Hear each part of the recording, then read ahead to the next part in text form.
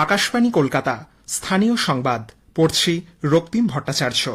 আজকের বিশেষ বিশেষ খবর।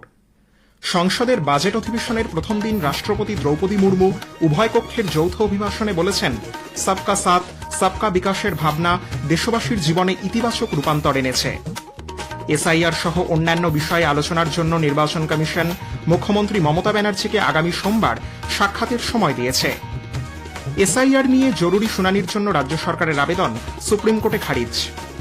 নির্বাচন কমিশন পশ্চিমবঙ্গ সহ 5 রাজ্যে আসন্ন নির্বাচনের জন্য কেন্দ্রীয় পর্যবেক্ষক নিয়োগ করেছে।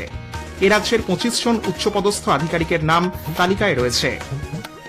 রেলমন্ত্রক এ রাজ্যে 3টি নতুন রেল লাইন প্রকল্পের জন্য চূড়ান্ত লোকেশন সার্ভে অনুমোদন করেছে। বিরোধী দলনেতা শুভেন্দু অধিকারী অভিযোগ করেছেন, মুখ্যমন্ত্রীর জন্যই সিঙ্গুর কার্যত শ্মশানে পরিণত হয়েছে। নাজিরাবাদে বিধ্বংসী অগ্নিকাণ্ডে মৃতের সংখ্যা বেড়ে হয়েছে 21, এখনও নিখোঁজ 27। আসছি বিস্তারিত সংবাদে। রাষ্ট্রপতি দ্রৌপদী মুর্মু বলেছেন, অপারেশন সিন্দুরের সময় গোটা বিশ্ব ভারতীয় প্রতিরক্ষা বাহিনীর শৌর্য সাহসিকতা প্রত্যক্ষ করেছে। নিজেদের ক্ষমতা ব্যবহার করে দেশ জঙ্গি ঘাঁটিগুলি উড়িয়ে দিয়েছে। বাজেট অধিবেশনের প্রথম দিনে সংসদের উভয় কক্ষের যৌথ অভিভাষণে রাষ্ট্রপতি বলেন, ভারতের ওপর সন্ত্রাসবাদী হামলা হলে যোগ্য ও স্পষ্ট জবাব যে দেওয়া হবে অপারেশন সিন্দুরে, সে বার্তাই দিয়েছে সরকার। রাষ্ট্রপতি জানান, প্রতিরক্ষা রপ্তানি 23,000 কোটি টাকার গণ্ডি অতিক্রম করেছে। অপারেশন সিন্দুরের পর মেড ইন ইন্ডিয়া প্রতিরক্ষা ব্যবস্থাপনার উপর দেশের আত্মবিশ্বাস বেড়েছে। শ্রীমতী মুর্মু বলেন, বাবা সাহেব আম্বেদকর সর্বদা সামাজিক ন্যায় এবং সমতার উপর জোর দিয়েছিলেন। বর্তমান কেন্দ্রীয় সরকার সেই লক্ষ্যেই কাজ চালিয়ে যাচ্ছে। গত 1 দশকে 25 কোটি মানুষ দারিদ্র্যসীমার ওপরে এসেছেন। সরকারের নিরন্তর প্রচেষ্টায় 95 কোটি ভারতবাসী এখন সামাজিক নিরাপত্তা পাচ্ছেন। সবকা সাথ সবকা বিকাশের ভাবনা দেশবাসীর জীবনে ইতিবাচক রূপান্তর এনেছে। सबका साथ सबका विकास का विजन देश के हर नागरिक के जीवन में सकारात्मक प्रभाव ला रहा है। वर्ष 2014 की शुरुआत में सिर्फ 25 करोड़ नागरिकों तक की सोशल सिक्योरिटी की योजनाएं पहुंच पाती थी। सरकार के प्रयासों में निरंतरता की वजह से आज करीब 95 करोड़ भारतीयों को सोशल सिक्योरिटी का कवच मिला है। আজকের ভাষণে রাষ্ট্রপতি বলেন, সরকারের সুদৃঢ় নীতি এবং উদ্যোগ দেশে কৃষি উৎপাদনের হারকে ত্বরান্বিত করেছে। খাদ্য এবং উদ্যান পালনের ক্ষেত্রে রেকর্ড উৎপাদন হয়েছে। গ্রামীণ এলাকার কর্মসংস্থান ও বিকাশের লক্ষ্যে বিকশিত ভারত জি আইন কার্যকর হয়েছে বলেও শ্রীমতী মুর্মু উল্লেখ করেন। তিনি বলেন, নতুন এই আইনের মাধ্যমে গ্রামাঞ্চলের মানুষদের জন্য 125 দিনের কর্মনিশ্চয়তার উদ্যোগ নিয়েছে সরকার। প্রধানমন্ত্রী নরেন্দ্র মোদী বলেছেন, গোটা বিশ্বের বৈচিত্র্যকে গ্রহণ করার ক্ষমতা রয়েছে ভারতের যুব সম্প্রদায়ের কাছে। নতুন দিল্লির কারিয়াপ্পা প্যারেড গ্রাউন্ডে আজ জাতীয় সমর শিক্ষার্থী বাহিনীর বার্ষিক এনসিসি পিএম র্যালির ভাষণে শ্রী মোদী বলেন, দেশ প্রথম এই মানসিকতায় ভারতের যুব সমাজ সাহস ও দায়বদ্ধতার পরিচয় দিচ্ছে। এ রাজ্যে এসআইআর নিয়ে জরুরি শুনানির জন্য রাজ্য সরকারের আবেদন সুপ্রিম কোর্ট খারিজ করে দিয়ে বলেছে, আগামী মঙ্গল অথবা বুধবার এই আবেদনের শুনানি হতে পারে।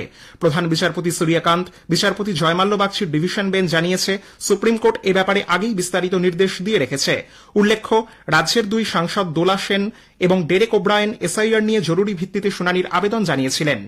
এদিকে এসআইআর সহ অন্যান্য বিষয়ে আলোচনার জন্য তৃণমূল কংগ্রেসের দাবির প্রেক্ষিতে নির্বাচন কমিশন আগামী সোমবার বিকেলে দলের প্রধান মুখ্যমন্ত্রী মমতা ব্যানার্জিকে আলোচনায় বসার সময় দিয়েছে। মুখ্যমন্ত্রীর আজ দিল্লি যাওয়ার কথা থাকলেও আগামীকাল তিনি দিল্লি যেতে পারেন বলে জানা গেছে। এসআইআর নিয়ে দিল্লিতে নির্বাচন সদনের সামনে প্রতিবাদ কর্মসূচির প্রেক্ষিতে তৃণমূল কংগ্রেস নেত্রীর আজ নতুন দিল্লি যাওয়ার কথা ছিল। কলকাতা হাইকোর্ট বকটুই মামলা বীরভূম থেকে আসানসোলের বিশেষ সিবিআই আদালতে স্থানান্তরের নির্দেশ দিয়েছে। সিবিআই এর আবেদনের প্রেক্ষিতে আদালতের এই নির্দেশ বলে বিচারপতি অজয় কুমার মুখোপাধ্যায় জানিয়েছেন। নির্বাচন কমিশন পশ্চিমবঙ্গ সহ 5 রাজ্যে আসন্ন নির্বাচনের জন্য কেন্দ্রীয় অবজারভার নিয়োগ করেছে। প্রকাশিত তালিকায় এ রাজ্য থেকে মোট 25 জন সিনিয়র আধিকারিকের নাম রয়েছে। তাদের মধ্যে স্বরাষ্ট্র সচিব জগদীশ প্রসাদ মিনা সহ 15 জন আইএএস এবং 10 জন আইপিএস আধিকারিকের নাম রয়েছে। তালিকায় রয়েছেন হাওড়া ও আসানসোলের পুলিশ কমিশনারও। পশ্চিমবঙ্গ, অসম, কেরল, তামিলনাড়ু ও পুদুচেরিতে আসন্ন ভোটের প্রেক্ষিতেই এই সিদ্ধান্ত। নির্বাচন কমিশন জানিয়েছে, কেন্দ্রীয় অবজারভার নিয়োগের জন্য রাজ্য সরকারের কাছে অন্তত 5 বার আধিকারিকদের নামের তালিকা চাওয়া হয়েছিল। নির্দিষ্ট সময়ের মধ্যে রাজ্য সরকারের কাছ থেকে কোনো উত্তর না মেলায় কমিশন নিজেই অবজারভারদের তালিকা চূড়ান্ত করে তা প্রকাশ করেছে। Pro governance and timely implementation প্রগতি পরিমণ্ডলের আওতায় ভারতে পুনর্নবীকরণযোগ্য শক্তি বিশেষ করে সৌর ও বায়ু শক্তি বিস্তারের জন্য পরিবেশ বান্ধব শক্তি করিডোর কর্মসূচি গ্রহণ করা হয়েছে। প্রধানমন্ত্রী নরেন্দ্র মোদীর সরাসরি তত্ত্বাবধানে এই প্রকল্পগুলির বাস্তবায়নের কাজ চলছে। এর লক্ষ্য দেশের দূষণমুক্ত শক্তি ক্ষেত্রের উত্তরণ। আজকের প্রসঙ্গ অনুষ্ঠানে এবারের বিষয় প্রগতি। আজ শুনবেন বিশেষ আলোচনা উন্নত ভারত গঠনে জলবায়ু পরিবর্তন মোকাবিলায় বিকল্প শক্তির ব্যবহার। ভারত সরকারের শক্তি বিষয়ক উপদেষ্টা মণ্ডলীর সদস্য ও অচিরাচরিত শক্তি বিশেষজ্ঞ ডক্টর শান্তিপদ গণ চৌধুরীর সঙ্গে কথা বলেছেন অভিজিৎ চক্রবর্তী। আকাশবাণীর সংবাদ বিভাগ প্রযোজিত অনুষ্ঠানটি শুনবেন আজ রাত 9:30টায় গীতাঞ্জলি, ডিটিএইচ বাংলা এবং আকাশবাণী সংবাদ কলকাতা সোশ্যাল মিডিয়া প্ল্যাটফর্মে। স্থানীয় সংবাদ শুনছেন আকাশবাণী কলকাতা কেন্দ্র থেকে। এখন বিরতি।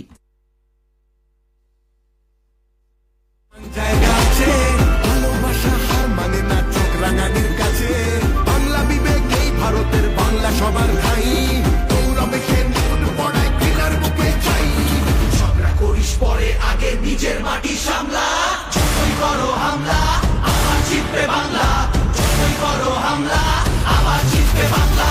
যতই করো হামলা আবার জিতবে বাংলা।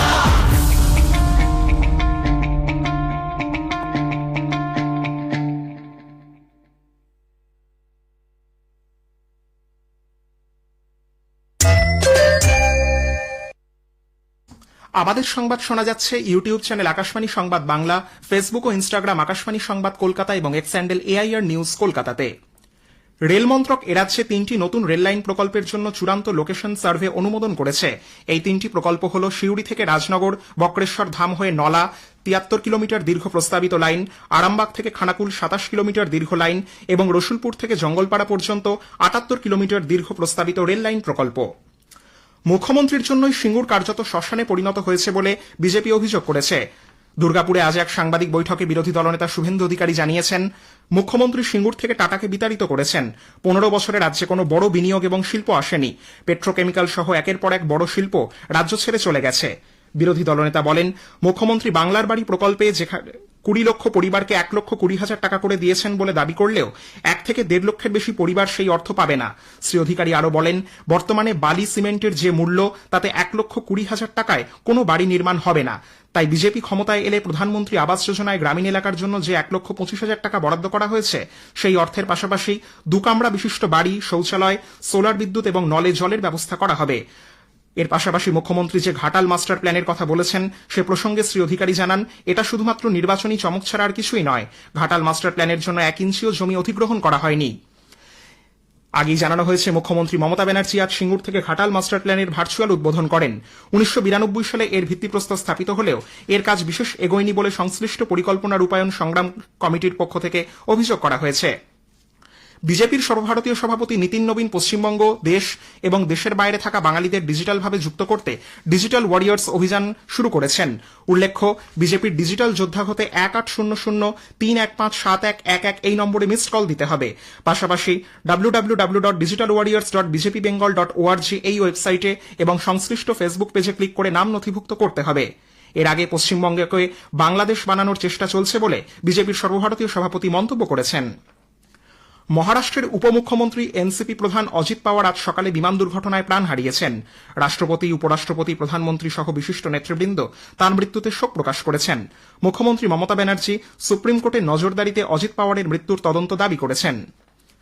দক্ষিণ 24 পরগনার নরেন্দ্রপুরের নাজিরাবাদে বিধ্বংসী অগ্নিকাণ্ডে মৃতের সংখ্যা বেড়ে হয়েছে 21। এখনও নিখোঁজ 27। ছাই হয়ে যাওয়া ধ্বংসাবশেষ থেকে আজও চলছে নিখোঁজদের সন্ধানে তল্লাশি। মৃতদের দেহাংশের ডিএনএ পরীক্ষার পর পরিবারের হাতে তুলে দেওয়া হবে। এই ঘটনায় ডেকোরেটরস সংস্থার গুদামের মালিক গঙ্গাধর দাসকে গ্রেপ্তার করেছে নরেন্দ্রপুর থানার পুলিশ। আজ তাকে বারুইপুর মহকুমা আদালতে তোলা হলে তাকে 7 দিনের পুলিশ হেফাজতে পাঠানো হয়। আগুন লাগার কারণ খতিয়ে দেখতে তদন্ত শুরু করেছে পুলিশ ও দমকল বিভাগ। গতকালই ফরেন্সিক টিম ঘটনাস্থল থেকে নমুনা সংগ্রহ করে। এদিকে রাজ্য সরকার অগ্নিকাণ্ডে মৃতদের পরিবার পিছু 10 লক্ষ টাকা করে আর্থিক সহায়তার কথা ঘোষণা করেছে। অগ্নিকাণ্ডের ঘটনায় এসইউসিআই কমিউনিস্ট পূর্ণাঙ্গ বিচার বিভাগীয় তদন্তের দাবি জানিয়েছে। পশ্চিম মেদিনীপুরের খড়গপুর ও ঝাড়গ্রামে জিতুশোলে একটি শিল্পগোষ্ঠীর স্পঞ্জ আয়রন কারখানায় আয়কর ও ইডি আধিকারিকরা আচমকা অভিযান চালায়। এই শিল্পগোষ্ঠীর বিরুদ্ধে ব্যাংক জালিয়াতি, জমি নিয়ে দুর্নীতি, বেআইনি বালি খাদান খোঁড়া সহ একাধিক অভিযোগের তদন্তের জন্যই এই অভিযান বলে জানা গেছে। কেন্দ্রীয় শিল্প প্রতিরক্ষা বাহিনী সিআইএসএফ উপকূলবর্তী মানুষের সঙ্গে সম্পর্ক মজবুত করতে বিশেষ সাইকেল র্যালির আয়োজন করেছে। জাতীয় স্তোত্র বন্দে মাতরম রচনার 150 বছর পূর্তি উপলক্ষে এর নামকরণ করা হয়েছে বন্দে মাতরম কোস্টাল সাইক্লোথন। শেষ করার আগে স্থানীয় সংবাদের বিশেষ কিছু অংশ আরও একবার। সংসদের বাজেট অধিবেশনের প্রথম দিন রাষ্ট্রপতি দ্রৌপদী মুর্মু উভয় কক্ষের যৌথ অধিবেশনে বলেছেন, সবকা সাথ সবকা বিকাশের ভাবনা দেশবাসীর জীবনে ইতিবাচক রূপান্তর এনেছে। স্থানীয় সংবাদ শেষ হলো।